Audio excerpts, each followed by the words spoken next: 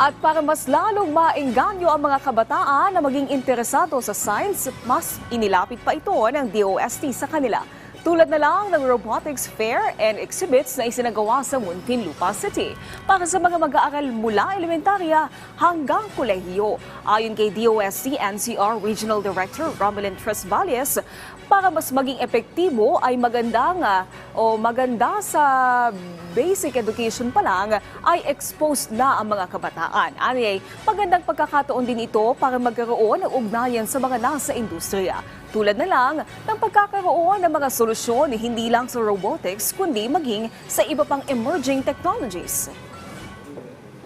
Gusto natin habang may mga advent tayo ng mga bagong technologies, may mga bagong challenges, ang gusto natin is nobody is left behind. And we can only do that pagka yung collaboration between those na nasa academe, yung collaboration between doon sa ating nasa industry, and also malaki yung very important yung role ng ating nasa local government units, yung ating nasa communities.